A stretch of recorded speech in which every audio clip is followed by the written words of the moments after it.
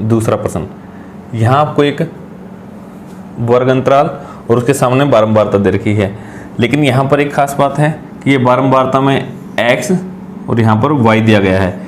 इसका मतलब दो बारंबारताएं, एक तो इस वर्ग अंतराल की 10 से 20 की, ये आपको नहीं पता, और 40 से 50 की, ये दोनों बारंबारताएं आपको नहीं पता। लेकिन माध्यक यहाँ निकालना नहीं, माध्यक आपको दिया गया है। इस सवाल में माध्यक आपको 28.5 दिया गया है और सभी बारंबारताओं का योग आपको 60 दिया गया है। तो आपको x और y का मान ज्ञात करना है। जो आपकी विधि थी आप उसी तरीके से आप चलते जाएं। ये बारंबारताएं हैं, तो संचयी बारंबारता कैसे लिखते हैं?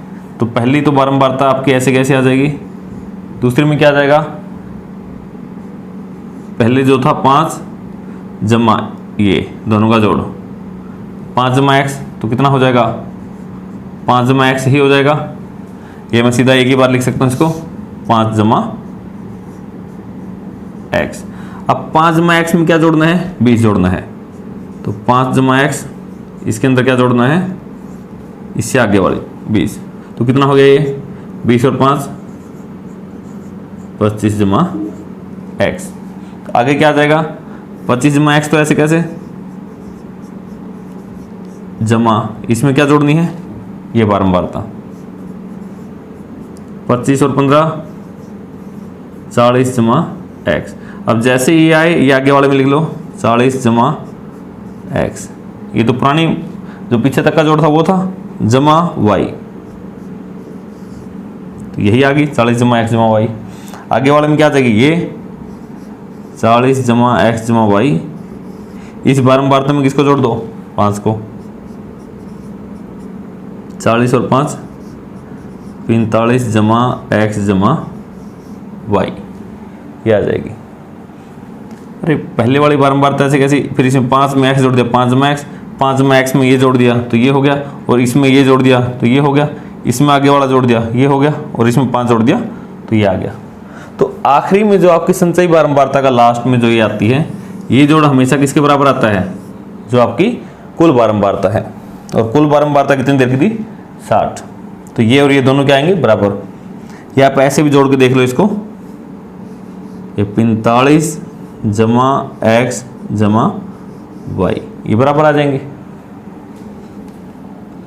तो यहाँ से x जमा y बराबर 60, 60 के बराबर 45 को दूसरी तरफ ले जाओ, माइनस का 45 हो गया। तो x जमा y आपका किसके बराबर आ गया, 60 में से 45 गया 15। ये आप समीकरण नंबर 1 नाम दे लो इसको, ये बाद में आपके काम आएगी। तो x और y जो दोनों बारंबारताएं जो मिसिंग है, इन दोनों का योग कितना आएगा, 15 आएगा। इसका कितना मान है ये बाद में निकलेगा। अब देखो यहाँ पे n का मान कितना था आपका, n है सभी बारंबारताओं का योग, 60 है। तो n/2 कितना आ जाएगा, 30 आ जाएगा। अब ये 30 यहाँ तो आपको देखना मुश्किल हो जाएगा, क्योंकि x का मान आपको पता नहीं कि ये इसमें आएगा या इसमें आएगा। लेकिन आपको इसके लिए एक दूसरा रास्ता दे रखा है। इसने माध्यक कितना दिया था, 28.5। माध्यक दे रखा है आपको 28.5, और आपको पता है माध्यक इनमें से किसी न किसी एक वर्ग में होता है। तो 20 से 30 के बीच में आपका माध्यक आता है, तो इसका मतलब माध्यक वर्ग आपका ये था, समझे? क्योंकि माध्यक वर्ग में ही माध्यक होता है, और इस बार तो माध्यक दे रखा है, तो माध्यक की सहायता से आपने माध्यक वर्ग निकाल लिया। अब यहां से आपको सारे के सारे मान निकालने हैं और इसमें रखने हैं। माध्यक आपको दिया गया है 28.5 बराबर, आप लिख लेना खुद। l का मान कितना है, इसी से आपको पता चलेगा l का मान कितना है, 20। तो l का मान है 20, n/2 आपका आया था, अभी मैंने नीचे निकाला था 30, क्योंकि l की जरूरत है n/2 की। और c कितना है, जो आपका माध्यक वर्ग है, माध्यक वर्ग से पहले वाला ये होता है आपका c। तो c का मान आपका 5 जमा x, फिर उसके बाद है f। एफ है, इसी खाने में बारंबारता देखो कितनी है, ये आपका मान है किसका, एफ का। तो एफ है आपका 20। एच कितना है, वर्ग माप, 30 में से 20 गया 10। दोबारा से इनको देखो, और कोई काम मुश्किल नहीं है यहाँ पे, थोड़ा इसको देख लो।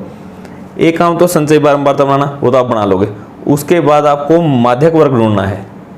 माध्यक वर्ग ढूंढने के लिए n/2 इसका प्रयोग करते थे, लेकिन यहाँ पर x और y है तो इसलिए इससे काम नहीं चला। तो जो आपको माध्यक दिया गया था 28.5, वो देखा आपने इसके बीच में पड़ता है, तो ये आपका माध्यक वर्ग हो गया। सभी का मान निकाल लिया, माध्यक का मान रख दिया l का मान था 20 जमा n/2, n/2 था आपका 30 माइनस c का मान था आपका 5 जमा x, तो माइनस के 5 और माइनस का x। ये दोनों माइनस के इसलिए आगे क्योंकि बाहर माइनस का निशान था, तो बाहर माइनस है तो माइनस का 5 हो जाएगा और माइनस का x। इस सारे के बटे में f कितना आया था आपका 20 गुणा h कितना आया था 10। तो आपने उन सभी के मान रख दिए।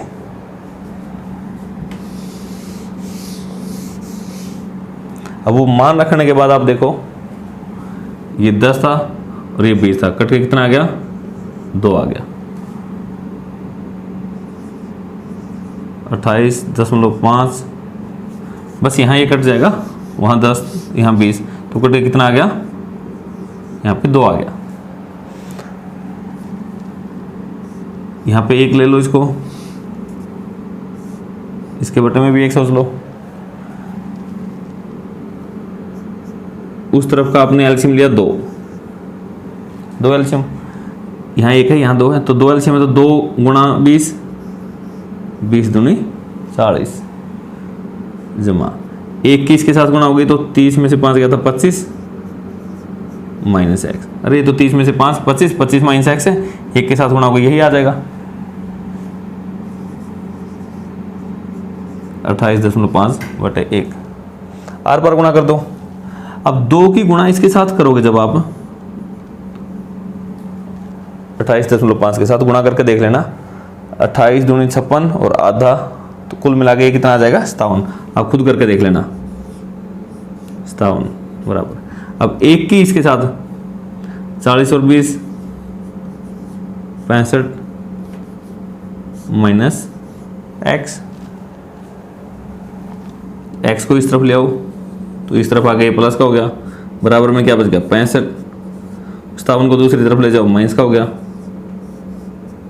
एक्स का मान कितना हो गया 65 में से 57 गए 8, तो एक्स का मान जो आपको निकालना था वो कितना आ गया 8। यदि ये एक्स का मान मैं समीकरण नंबर 1 में रख दूं तो वाई का कितना आ जाएगा, यहां लिख देना एक्स का मान समीकरण नंबर 1 में रखने पर, 1 में रखने पर क्या आ जाएगा एक्स जमा, अरे समीकरण नंबर 1 यहाँ लिख देता हूँ मैं, एक्स जमा वाई बराबर 15 था, तो एक्स का मान है 8 जमा वाई बराबर 15। वाई कितना आ जाएगा 15, इस 8 को उस तरफ ले जाओ, माइनस का 8, वाई का मान कितना आ गया 15 में से 8 गया 7। तो आपका x का मान 8 है और y का मान 7, ये आपका